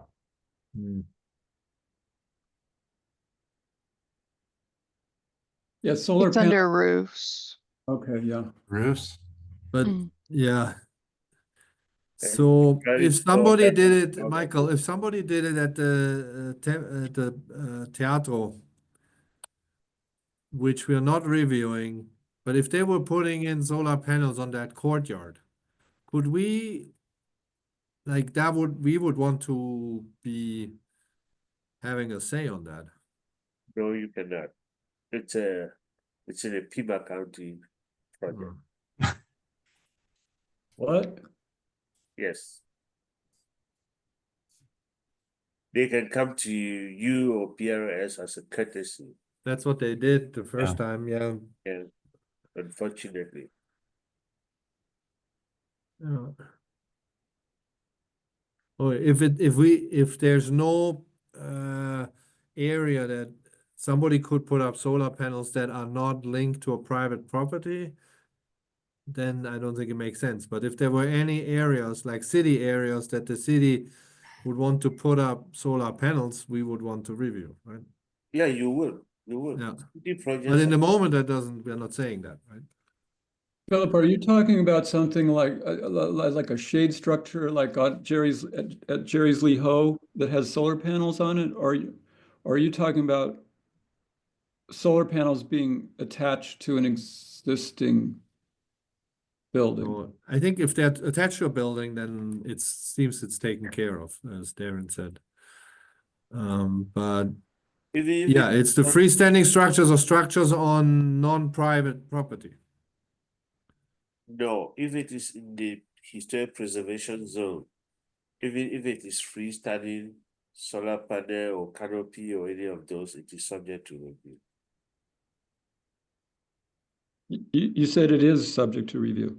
Yes. Okay. And so if we actually look at the have- last sentence under roofing, I mean, I'm sorry, are we done with, am I jumping on this? Are you guys? They should be set back from the front facade and should not be located on street facing roof slopes. Are we summarily dismissing any houses on the north side of the street from having solar? No, that is something that happens in the minor review. I think what we end up doing is saying, I try to max out the space that you have on the opposite side, on the north side of the house, and as few as possible on the south side, but it does get approved. Okay. Yeah, I think if you just leave it for minor review on the few or however it is done, your representative and PRS they will determine where to put them. We know this. We know the elevation that can have more production. They know which elevation that does not. And so, putting it in the code and specifying that is being too specific. We should just leave it to be something to be determined in the field. And that's what we have been doing.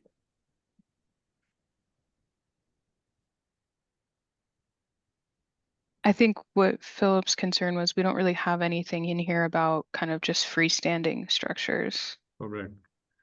All freestanding structures, they are considered structures and subject to review. Either you are using it as a carport, that will be a full review process, or you are using it for parking structure, they are subject to review.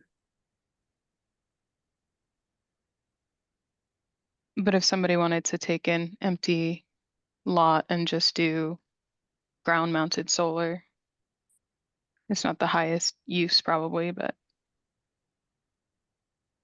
It's a structure, Mhm. it will be subject to review.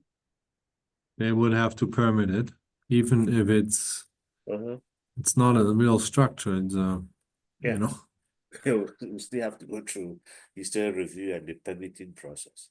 Mhm, mhm.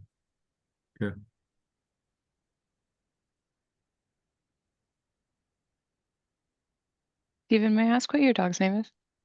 Oh, her name's Ada. She's a sweetie. She's beautiful. She's a really good girl.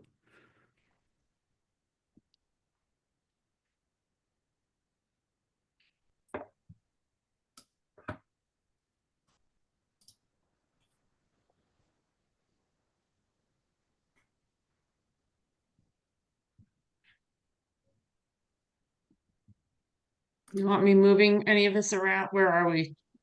I think we're Where now we in bring it? vegetation, right? Okay.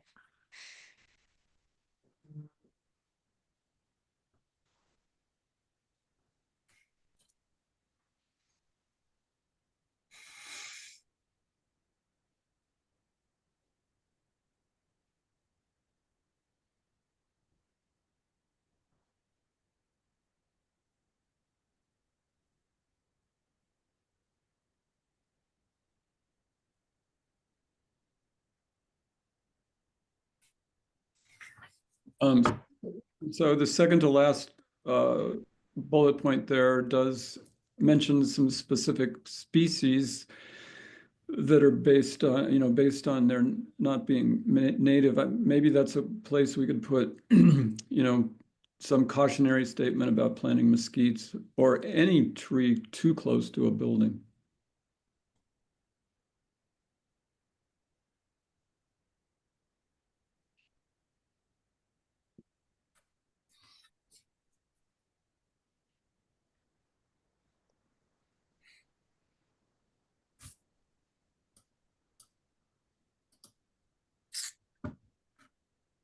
Something like it's recommended to, let's see, it's recommended to not plant any tree too close to a historic building, and specifically mesquite species can do great damage because of their roots tend to uplift everything around them. All right, I see Grace is tackling this. Or maybe not. I'm trying to think where to put it. Yeah. Because this one is specifically talking about sidewalks. Maybe we make this a separate. Mm-hmm. I mean, it does talk about buckling, so that's.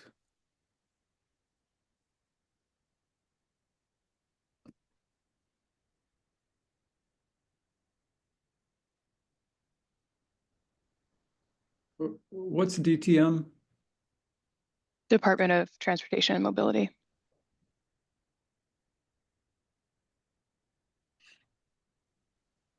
Yeah, you can add to that one about the buckle that if you want to add that especially mesquites tend to or might create damage because of their what is it? Deep and wide root system or something. Yeah, aggressive root. Yeah. Travel and tendency to lift up foundations.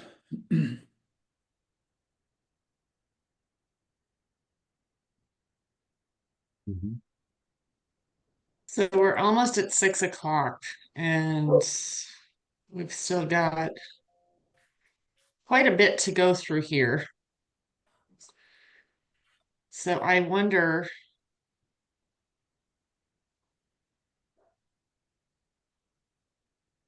Oh, look at all this. There's a lot. Anybody open to having another meeting this month to finish this? Yeah, sure. I mean, I would, yeah. Me Yeah. too. Darren's, it's good. Steven? Philip, Mitch?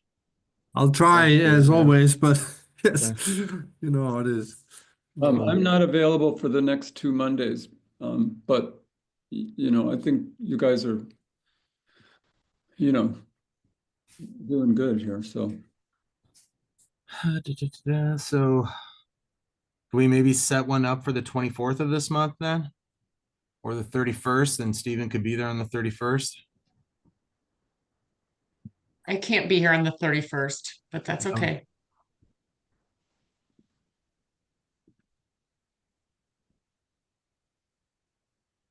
And maybe we can just, I think an hour would be enough. Yeah, I think so too. Oh. So what day do you want to set a meeting?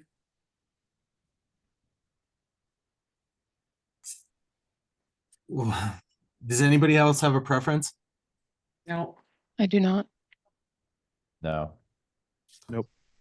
Not 24th. I mean, I know already I'm not there. Okay, then why don't we try for the 31st, Hope, and sorry you won't be able to make it. I No, mean, it's Steven's okay. got comments here, so it's be nice to have him. yeah, I agree. Okay, so let's set the next meeting up for March 31st. And that means we won't share anything with the Damien. Preservation Foundation until after that. Until Yeah. you finish, yeah. Yeah, okay. If we Okay. can share the link with him, if we get there on the 31st, send the link to Michael. He will have 2 weeks before our next meeting. Damien, Okay, to well, look that's at it. good. I thought we agreed that we're going to send the word perfect, which will be clean and free, so he can add his own comments on the word perfect. Was that not our understanding today? Yeah. When you, yeah. Yes, but instead of at the end of the day today, I think we're discussing doing it at the end of the day on the 31st. Is that right? Yeah, you can still send it to him after the 31st. I think we should just go by what we said to him. Let's finish where we finished today, and on the 31st, we'll see where we are, and then we'll decide to go from there. Perfect. So Michael, are you the one to communicate that to Damien? Sure, I will. Okay. We said so today during when he was here. We never gave him the time frame where we're going to give it to him anyway. But I will communicate that to you. Guys, I need to go Okay. to the Okay. next meeting. All right, well, Me too. So I move to adjourn. I second. second. We all second. Okay, see everybody on the 31st. Michael, you'll send out a Zoom link. I will. Thank you. Thanks, everyone. Thank you. Bye, everyone. Bye. Bye. Bye. We are ending at 6:03.